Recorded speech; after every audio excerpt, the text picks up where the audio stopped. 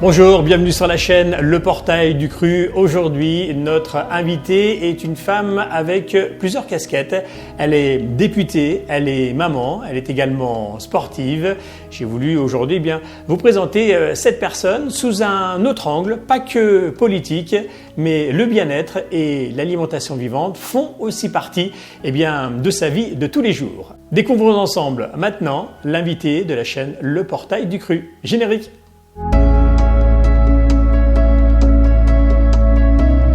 Virginie Duby-Muller, bonjour. Bonjour. Ravi de vous accueillir aujourd'hui ici dans ce super centre de loisirs. On est en France, mais on est aux portes de la Suisse.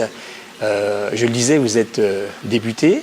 Depuis 2012, oui. 2012, a été réélue en plus. Absolument, au mois de juin. La confiance en plus. Renouvelée de mes concitoyens, c'est toujours un grand honneur. Et je pense que vous n'allez pas vous arrêter là, mais bon, pour l'instant, on en est là. Alors, vous êtes née en Haute-Savoie, au cœur des Alpes du Nord. Vous êtes passionnée de sport. Vous avez démarré par le ski alpin en tant qu'au Savoyarde. En général, le ski, on n'y échappe pas 9 fois sur 10. Et puis également la course à pied. Voilà ça. Et vous avez dit, la Haute-Savoie est ma boussole, mon ancrage, en circonscription comme à Paris. Je me suis toujours engagé pour défendre notre beau territoire. Et quand j'entends cette phrase, j'ai l'impression d'entendre les mots d'un sportif, d'une sportive, quelque part. Oui, c'est vrai que je suis attachée à notre département. Nous vivons dans un paysage de carte postale avec des lacs, des montagnes qu'on a envie de préserver. Et puis, en tant que sportif, c'est aussi un formidable terrain de jeu. Avec des sites complètement différents, des paysages à couper le souffle et qu'on apprécie différemment lorsqu'on les parcourt en randonnée, en trail ou même en course à pied et au ski l'hiver aussi. Vous avez 3 casquettes, je l'ai dit, donc députée, maman, sportive. Je me suis toujours posé la question, est-ce qu'une journée de 24 heures, c'était suffisant pour tout faire ? Alors non, les journées finalement sont très remplies. J'ai un agenda bien chargé, qu'il s'agisse de la semaine ou même le week-end, parce que je suis très attachée à faire du terrain, à rencontrer mes administrés sur l'ensemble de ma circonscription, qui comprend 53 communes, de Machy jusqu'à Seyssel. Donc il y a de quoi faire, et puis je prends les choses assez à cœur. Donc j'ai envie de faire les choses correctement, d'être au plus proche de mes administrés et de ce beau territoire que j'ai l'honneur de représenter. Alors, vous l'avez dit, donc vous allez souvent sur Paris, notamment le mercredi, toutes les semaines, à l'Assemblée nationale. Vous y allez quasiment toutes les semaines. Ah oui, de début septembre jusqu'à fin juillet, chaque semaine, minimum 2 jours par semaine. C'est le rythme d'un parlementaire, puisque notre rôle avant tout, c'est de voter les lois, contrôler le gouvernement. Et donc ce rôle nous oblige à siéger à Paris, à l'Assemblée nationale. Et faire remonter les infos donc, de votre département. Voilà, notre haute fonction qui est liée au local, c'est aussi d'être un relais finalement de notre territoire, des préoccupations de nos concitoyens. Et c'est pour ça qu'il est important d'être sur le terrain pour justement être un capteur, prendre la température et ensuite faire remonter ce qui va ou ce qui ne va pas au plus haut niveau. Et faire avancer les dossiers, évidemment. Alors, la séance démarre en début d'après-midi, c'est ça, à l'Assemblée ? Alors, on a des réunions toute la journée et je peux vous dire qu'à Paris, on ne s'ennuie pas. L'agenda est très chargé entre les réunions, les groupes d'études, les commissions. On n'a pas le temps de s'ennuyer. Donc, ça vous fait partir le mardi soir ? Souvent le lundi soir. Le lundi soir, déjà, quoi. Oui. Et souvent retour mercredi soir ou jeudi, en fonction de l'ordre du jour, qui est différent chaque semaine. D'accord. Alors justement, côté alimentation, parce que c'est un peu dans ce domaine-là qu'on va s'orienter, côté alimentation, est-ce que vous vous engagez aussi à prendre soin de vous en sélectionnant votre nourriture, sachant que quand vous êtes en déplacement, parfois c'est pas facile. J'imagine qu'à l'Assemblée, par exemple, il y a une cantine, quelque chose comme ça. Oui. C'est pas toujours évident, effectivement, parce que parfois on va aussi sauter des repas, parce qu'on a beaucoup de réunions qui s'enchaînent. Parfois, il y a des buffets, donc ce n'est pas forcément, la meilleure façon de bien manger. Donc moi, je m'astreins quand même, au niveau alimentaire, à faire attention. On peut aussi souvent être sollicité pour boire de l'alcool, donc moi, j'en bois quand même très peu, donc... Et en tant que femme aussi, c'est facile, je pense, de refuser lorsqu'on vous propose de boire un verre, alors que pour un homme élu, c'est peut-être un petit peu plus délicat. Donc je fais quand même attention justement à ces sollicitations, entre guillemets. Je me souviens qu'à l'Assemblée nationale, parfois, certains serveurs de la buvette nous disaient qu'en un an, certains députés prenaient 10 kilos la première année de leur mandat s'ils ne font pas un petit peu attention. Donc bon, moi déjà, je dirais naturellement, j'ai pas forcément une propension à prendre du poids, ce qui est plutôt une chance. Et puis ensuite, j'ai toujours été attentive à ce que je mange, à la qualité des produits. Ici en Haute-Savoie, je vais souvent chez des producteurs locaux, au marché, entre autres. Et puis le matin, enfin voilà, je vais prendre un jus de citron avec du vinaigre de pomme et de l'eau chaude. Je vais aussi ajouter parfois des graines de chia, des graines de lin. Donc je suis quand même sensible à l'alimentation, à ses bienfaits pour les oméga 3, pour évidemment les vitamines. Je peux prendre parfois des compléments alimentaires aussi pour tenir le rythme. Donc voilà, j'ai intégré quand même assez tôt le fait que cette alimentation, elle était un élément aussi du bien-être. Et puis voilà, un carburant qu'il faut aussi bien intégrer, quoi. Et vous avez remarqué que ce carburant-là, justement, donnait plus la niaque, la pêche? Oui, oui, oui. Oui, c'est un fait. Et a fortiori, voilà, lorsqu'on fait des courses, parfois, si on s'hydrate mal, si on s'alimente mal, on le sent au moment des courses. Moi, il se trouve que je fais souvent des migraines après les courses, donc je pense que c'est aussi lié au manque d'hydratation. Donc voilà, on le paye assez vite, finalement. Donc à partir du moment où vous avez compris ça, on anticipe aussi en amont pour manger des sucres lents, pour manger d'autres produits qui vont vous faire tenir en fonction à la fois de la distance que vous allez faire, à la fois de la course, parce que là, voilà, si c'est du court, si c'est du long, si c'est de la montagne, c'est pas du tout la même préparation, je dirais. Et il faut savoir que le plus gros consommateur du corps humain, c'est donc le cerveau. Et après, il y a la partie digestive. Donc, plus vous mangez un carburant vraiment neutre, vivant, plus vite il sera digéré. Et donc, vous avez de l'énergie justement pour une course, pour travailler, pour réfléchir, etc. Ouais. Donc, le carburant est très, très, très important. Voilà. Si vous devez digérer quelque chose si vous devez digérer pendant 2 heures, bah voilà, c'est un manque. Donc, okay. Donc, ça vous arrive de cuisiner justement? Oui, alors quand j'ai le temps, c'est vrai que la semaine, c'est pas toujours évident. Et puis, moi, le soir, on va plutôt manger des soupes, des salades, des choses assez légères. Ouais. Et le week-end, en revanche, quand j'ai un peu plus de temps, j'aime pouvoir cuisiner. Donc ça va être des plats souvent un peu traditionnels, puisque je dirais par mon éducation, et puis souvent on reproduit ce qu'on a vu à la maison.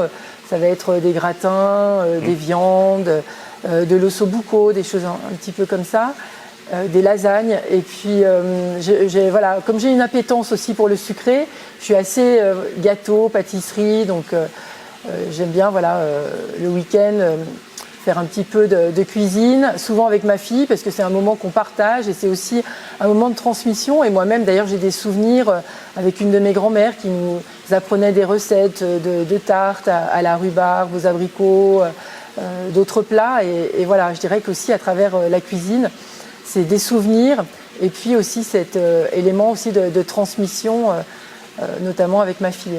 Donc on va dire que c'est la cuisine plaisir du week-end. Oui.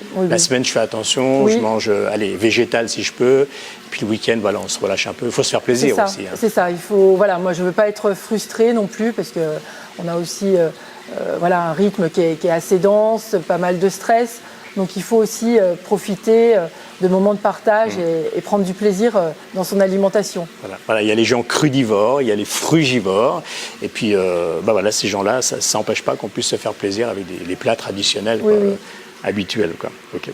Quels sont les aliments de la terre que vous appréciez le plus? Ou les aliments, on va dire, tout court. Allez, ceux qu'on cueille et ceux qu'on ramasse. Alors les pommes, moi je suis très pomme. On a du choix ici. Voilà, toujours aussi cette maxime « one apple a day makes the doctor away ». Une pomme par jour éloigne le docteur, et ça je crois que c'est assez vrai. Et on a la chance d'avoir des arboriculteurs dans le secteur, donc on prend évidemment les pommes notamment du Vuache ou du secteur de Cruseilles qui sont vraiment très très bien. Et puis sinon, je dirais pommes de terre, courgettes, tomates, je suis très salade aussi, j'en consomme beaucoup. Je sais pas, lorsque vous faites une inauguration, une ouverture, une représentation officielle, en général, il y a toujours un repas qui glisse juste après. Donc, oui, souvent ce sont des buffets. Alors souvent les buffets, en fait, on n'y a pas beaucoup accès. Vous savez, c'est un peu comme dans un mariage, parce que comme les gens viennent vous parler, finalement, on n'est pas là pour manger, et 2, les gens souvent viennent aussi échanger avec vous, discuter. Et moi d'ailleurs, souvent dans mes réunions de campagne, j'ai souvent 1 ou 2 amis qui viennent m'apporter juste un verre à boire parce qu'ils me disent de toute façon on sait que tu n'accéderas jamais au buffet. Ouais, c'est vrai, j'y ai pas pensé ça. Donc finalement c'est voilà, on n'est pas trop tenté. Alors vous avez commencé le sport par le ski alpin, on l'a dit. C'est quelque chose que vous pratiquez encore? Oui, j'en fais encore régulièrement quand j'ai la possibilité, notamment le dimanche et en famille. Et c'est toujours autant de plaisir. On a la chance en Haute-Savoie voilà, de profiter de la montagne. Et puis mes parents m'ont mis jeune sur les skis. Et ça, je trouve que c'est une chance parce que c'est un sport qu'il faut pouvoir commencer tôt parce qu'on a moins d'appréhension. Et du coup, voilà, ça m'a donné envie de continuer. J'ai jamais fait de compétition, mais en tout cas, j'éprouve beaucoup de plaisir à skier. Et de la même façon, ma fille a commencé tôt, elle continue. Et puis maintenant, de skier tous ensemble, c'est aussi un vrai plaisir. C'est sûr qu'au début, voilà, elle n'a pas le même rythme, on s'adapte et autres. Et puis moi, j'avoue que j'avais un peu peur quand même sur les pistes, parce qu'on a des gens qui vont très très vite. Donc on a toujours évidemment cette appréhension quand on a un enfant avec soi et qu'on parcourt les pistes. Mais voilà, aujourd'hui, on apprécie ce moment aussi de partage, de sport, et puis avec, encore une fois, des paysages magnifiques, quelles que soient les stations, parce que bon, voilà, on aime bien changer. Et chaque semaine, parce qu'on était encore dans un ski club, donc ça permet chaque semaine de changer de lieu et puis voir des choses et des dénivelés un petit peu différents. Et pour faire de la politique, à votre avis, il faut avoir un mental de sportif? Oui, ouais. Oui, parce que déjà on s'expose, on est éprouvé. Et puis lors d'une campagne, moi je la compare souvent à un marathon, c'est-à-dire qu'il faut tenir sur la durée, à la fois physiquement et mentalement, parce que souvent c'est très éprouvant. Et puis évidemment le mental est fondamental. Parce que vous allez aussi faire l'objet d'attaques, on va parfois remettre en question votre programme, votre bilan et autres, donc il faut quand même rester solide. Et le mental est évidemment essentiel dans la conduite, je dirais, de la campagne jusqu'à l'élection. D'où un carburant alimentaire bien précis pour pouvoir tenir sur la distance. Oui. On en revient à ça au final. Oui, absolument. Ouais. On en revient à ça. Et après, donc, la course à pied, c'est arrivé comment ça dans votre vie? Alors, en fait, les souvenirs que j'ai à l'école primaire et autres, la course à pied, c'était plutôt voilà, quelque chose dans lequel je n'éprouvais pas de plaisir, plutôt l'obligation, etc. Donc, j'étais à Paris et il y avait la course La Parisienne qui était lancée donc, pour les femmes et puis en lien aussi avec le cancer du sein. Et ça, c'est une cause qui me tient à cœur parce que ma maman et ma grand-mère ont eu un cancer du sein. Et c'est ça qui m'a un petit peu motivée donc pour reprendre la course à pied. C'est un 5 km, c'était une petite distance. Et donc j'ai repris voilà, dans la perspective de préparer cette course qui se tient dans un cadre magnifique, puisque vous êtes au pied notamment de la Tour Eiffel et puis que les rues de Paris sont dédiées aux personnes qui participent à la course. Donc c'est reparti, je dirais, comme ça et je me suis accrochée. Et puis après, au fur et à mesure, on fait d'autres courses. J'ai fait l'escalade à Genève. Après, j'ai fait des 10 km. J'ai fait semi-marathon. C'est la plus longue distance que j'ai effectuée. Alors, jamais de marathon, mais ça, j'avoue que ça ferait partie un petit peu de mes rêves, mais qui demandent beaucoup plus d'entraînement parce que c'est très exigeant de préparer un marathon. Et aujourd'hui, j'essaye de courir à peu près 2 fois par semaine. Il faudrait que je pense que je fasse une fois de plus pour progresser davantage, mais là ça me permet de me sentir bien, d'entretenir je dirais son corps et puis le fait de continuer de m'inscrire parfois à quelques courses, ça vous donne un objectif et ça vous oblige entre guillemets à ne pas vous laisser aller lorsqu'il fait trop froid, lorsqu'il pleut, où on pourrait se dire bon, je suis mieux dans mon lit et je ne sors pas. Là voilà, ça vous oblige en tout cas à cette régularité. Et en course à pied, c'est essentiel.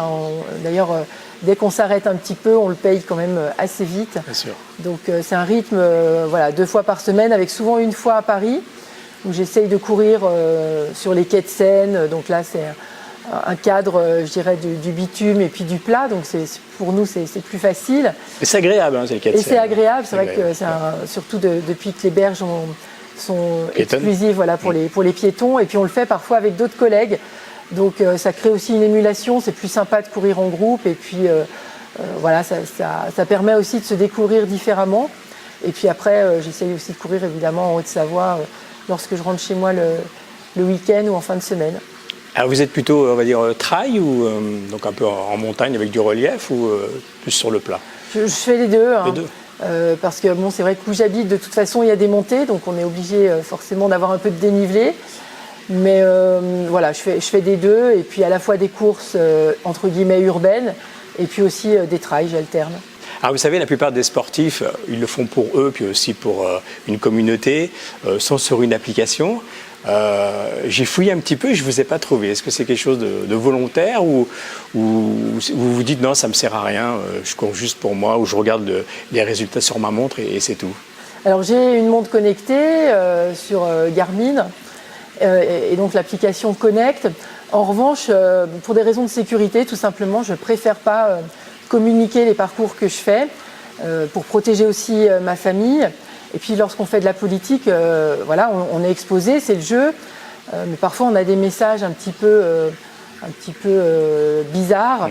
Donc je ne voudrais pas parfois être suivie dans mes courses, avoir des problèmes. En tant que femme, voilà, c'est pas toujours évident d'aller courir seule à certaines heures. Donc c'est tout simplement pour des raisons de sécurité. J'ai pas envie qu'on connaisse mon domicile, et c'est aussi pour préserver un petit peu justement ma vie de famille. Le sport est un besoin inévitable pour vous, pour se sentir au top de soi-même, hein, je pense. Si on n'en fait pas, il y a un manque quelque part. S'il y a des semaines où voilà, j'ai pas pu faire du sport, j'avoue que j'ai un manque, quoi. Ouais. Que déjà on se sent moins bien, et que c'est quelque chose qui me manque. Donc après, je vais faire du vélo d'intérieur, je vais essayer de trouver d'autres moyens de me dépenser, mais oui, aujourd'hui c'est un besoin absolument. Quel conseil vous pourriez apporter aux femmes ou aux hommes aussi aujourd'hui qui cumulent au moins 2 boulots, plus la gestion des repas, l'entretien de la maison, l'entretien des enfants, etc. Parce qu'on le voit avec vous, c'est pour ça que j'ai pris votre exemple, parce que député c'est déjà une lourde tâche au niveau temps, quoi. Mais voilà, plus ça, le conseil ce serait quoi? C'est pour prendre soin de soi justement et pour aller loin. Il faut garder aussi des moments pour soi. Parce que bon, voilà, on est toujours, je dirais, le nez dans le guidon, avec plein d'activités, mais il faut aussi penser à soi. Moi, je pense aussi beaucoup aux autres, donc il faut se préserver certains moments pour soi, et le sport en fait partie. C'est un moment où je me vide la tête, hein, c'est un exutoire, et aussi paradoxalement, c'est un moment où je vais prendre le temps, entre guillemets, parfois de réfléchir sur des décisions importantes. Donc pour moi, ça me fait du bien. Donc il faut, voilà, ce serait le conseil que je donnerais, c'est-à-dire même si on est toujours sollicité, qu'on doit mener de front une vie professionnelle, une vie familiale, les tâches ménagères et autres, il faut aussi parfois se préserver et garder du temps pour soi. Parce qu'après, c'est comme ça qu'on peut faire des burn-out, qu'on peut arriver sur des moments où on explose parce qu'on a trop de choses à gérer et qu'on n'y arrive pas. Et puis, à la fois d'un point de vue, on en a besoin, je pense, d'un point de vue à la fois physique et puis aussi au niveau mental. On a besoin de entre guillemets, ces échappatoires. Et une bonne alimentation. Aussi, ouais. Surtout, c'est important. Ouais. Est-ce qu'on vous verra sur des courses en 2023 ? Alors, j'ai pas encore regardé celle auquel j'allais m'inscrire. J'aime bien en faire du côté d'Annecy, peut-être un trail sur le Salève là, qui avait été lancé l'année dernière. J'aime bien faire aussi, dans le cadre du marathon de Genève, une course pour des associations, et une association notamment les Coureurs du Bonheur.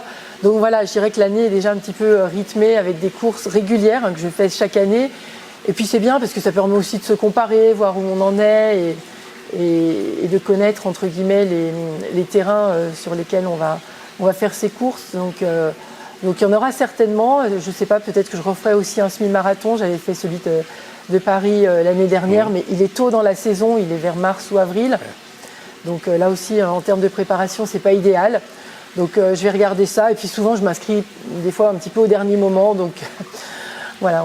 Par rapport à votre emploi du temps. Donc, en fonction aussi de mon emploi du temps, parce que voilà, si j'ai une obligation le jour où j'ai une course, c'est pas idéal. Donc souvent, je privilégie quand même mes fonctions politiques au sport. Voilà. Si le créneau est libre, hop, on le fait. Mais c'est vrai, c'est l'avantage, c'est que voilà, on peut s'enregistrer, je crois, 24 heures avant ou 12 heures avant même. Voilà, maintenant, la plupart du temps. Avec Internet, les délais d'inscription sont de plus en plus longs, ou juste avant la course, quoi.